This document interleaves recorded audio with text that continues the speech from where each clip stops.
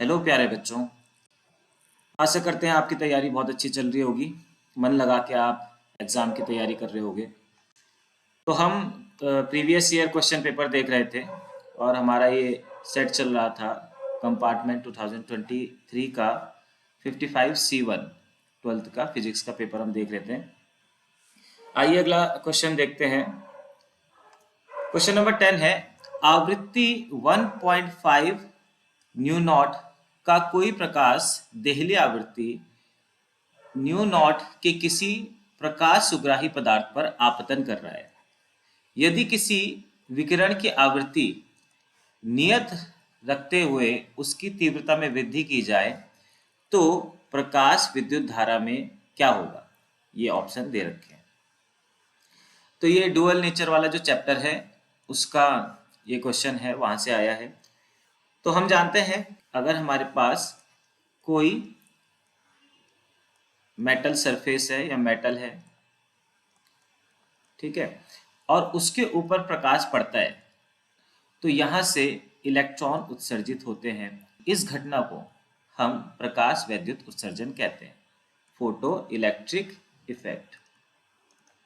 अब हमने इसमें कई सारी चीजें पढ़ी थी। आइंस्टीन ने बताया था, एक्सप्लेन किया था, जो कि बहुत इंपॉर्टेंट है। उसको आप रिवाइज कर लेना। तो आइंस्टीन ने क्या बताया कि जो ये प्रकाश होता है ये क्वांटा का बना होता है, ठीक है, छोटे छोटे कण कह सकते हैं हम उसको। और हर प्रकाश में क्वांटा होता है और प्रत्येक क्वांटा की एनर्जी एच न्यू होती है। तो जब ये क्वांटा किसी इलेक्ट्रॉन के पास जाता है या इलेक्ट्रॉन से टकराता है तो ये अपनी सारी एनर्जी इस इलेक्ट्रॉन को दे देता है और ये इलेक्ट्रॉन बाहर को निकल जाता है। ठीक है, इसमें भी कई सारी कंडीशंस बनती है, अभी हम सब देख सकते हैं, देखेंगे अभी हम उसको। तो इसके लिए क्या इक्वेशन बनी थी हमारे पास कि के मैक्स, जो ये इलेक्ट्रॉन निकलेगा उसकी अधिकतम गतिज ऊर्जा कितनी होगी, उसको हम के मैक्स से दिखा रहे हैं। K max is equal to h nu minus phi naught. यहाँ पे ये एच न्यू जो है ये हो गई इस क्वांटा की एनर्जी, जो प्रकाश पड़ रहा है उसकी एनर्जी, और ये है कार्यफलन। ये जो फाई नॉट यहाँ पे दिख रहा है ये कार्यफलन है। मीनिंग अगर मान लो आपके पास यहाँ पे कोई इलेक्ट्रॉन है और उसको एच न्यू एनर्जी मिलती है, इस इलेक्ट्रॉन को एच न्यू एनर्जी मिली, तो ये पहले कुछ पार्ट इस मेटल सरफेस से बाहर निकलने के लिए उस एनर्जी का यूज करेगा। तो जो एनर्जी इसको इस सरफेस से बाहर निकालने के लिए लगेगी वो तो हो जाएगी आपकी फाई नॉट, कार्यफलन। और बाकी बची एनर्जी जो होगी वो ट्रांसफर हो जाएगी इसकी काइनेटिक एनर्जी, गतिज ऊर्जा में, ये अधिकतम गतिज ऊर्जा में ट्रांसफर हो जाएगी। अब जो अगर हमको इलेक्ट्रॉन को बाहर निकालना है तो हमारे पास ये एच न्यू से ज्यादा एनर्जी होनी चाहिए, ये फाई नॉट से ज्यादा एनर्जी होनी चाहिए, ठीक है। तो आपका जो एच न्यू आएगा वो हमेशा ग्रेटर देन होना चाहिए फाई नॉट के से, क्योंकि अगर कार्यफलन से कम ऊर्जा आपने इस इलेक्ट्रॉन को दी तो इलेक्ट्रॉन बाहर नहीं निकल पाएगा। और अगर मान लो किसी केस में आपने फाई नॉट के बराबर ऊर्जा दी है तो ये इलेक्ट्रॉन बाहर तो निकल जाएगा पर इसकी काइनेटिक एनर्जी शून्य रहेगी। तो जो इलेक्ट्रॉन को सिर्फ बाहर निकालने के लिए एनर्जी चाहिए वो तो आपको चाहिए इतनी, h nu is greater than phi naught, ये होना चाहिए।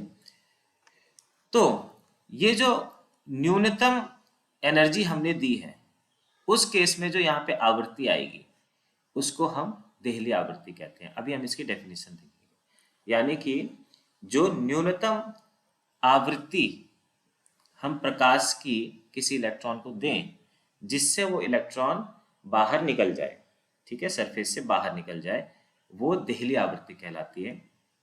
और इसके लिए फिर हम फॉर्मूला बना सकते हैं फाई नॉट अपॉन एच। तो ये देहली आवृत्ति है जिसकी बात यहाँ पे हो रही है, ठीक है। तो ये अटल उत्कृष्ट विद्यालय के बच्चों के लिए है, इसलिए मैं काफी डिटेल में समझा रहा हूँ। तो हम एक बार देहली आवृत्ति वो डेफिनेशन देख लेते हैं।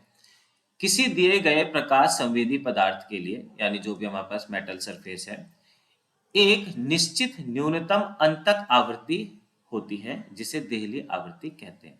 ठीक है, एक न्यूनतम आवृत्ति होगी।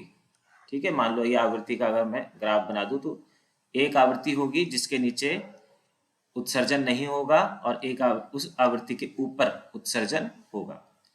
तो वो यही कह रहा है जिसके नीचे प्रकाशिक इलेक्ट्रॉनों का कोई उत्सर्जन नहीं होता, चाहे आपतित प्रकाश कितना भी तीव्र क्यों ना हो।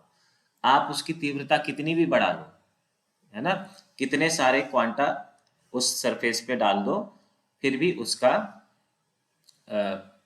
जो प्रकाश इलेक्ट्रॉन है उसका उत्सर्जन नहीं होगा। देहली आवृत्ति के ऊपर निरोधी विभव तथा तुल्यतः उत्सर्जित प्रकाशिक इलेक्ट्रॉनों की उच्चतम गतिज ऊर्जा आपतित विकिरण की आवृत्ति के साथ रैखिकतः बढ़ती है।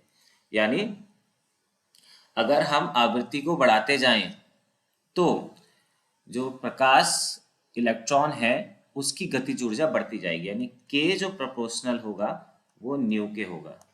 ठीक है, कहाँ? देहली आवृत्ति के ऊपर। अगर हम देहली आवृत्ति से ऊपर की बात करें तो जो अधिकतम गतिज ऊर्जा है वो प्रोपोर्शनल होगी प्रकाश के आवृत्ति के। तो हम यहाँ देखते हैं हमारे पास जो ये क्वेश्चन है, यदि आपतित विकिरणों की आवृत्ति नियत रखते हुए उसकी तीव्रता में वृद्धि की जाए तो प्रकाश वैद्युत धारा में क्या होगा।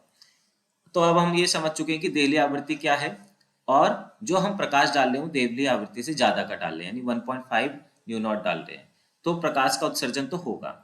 अब क्या होगा हम देखते हैं कि आवृत्ति बढ़ाने का क्या मतलब है। आवृत्ति बढ़ाने का मतलब ये है कि मान लो ये मेटल सरफेस है तुम्हारी और आपने पहले एक क्वांटा डाला था तो एक इलेक्ट्रॉन निकला।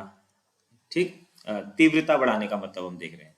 तीव्रता बढ़ाने का मतलब है कि हम अब कई सारे फोटॉन्स इस मेटल सरफेस में डालेंगे। ठीक है, प्रकाश की तीव्रता का मतलब है कि नंबर ऑफ फोटॉन्स बढ़ गए हैं। तो नंबर ऑफ फोटॉन्स बढ़ गए हैं तो नंबर ऑफ जो एमिटेड इलेक्ट्रॉन होंगे, जो उत्सर्जित इलेक्ट्रॉन है, उनकी भी संख्या बढ़ जाएगी।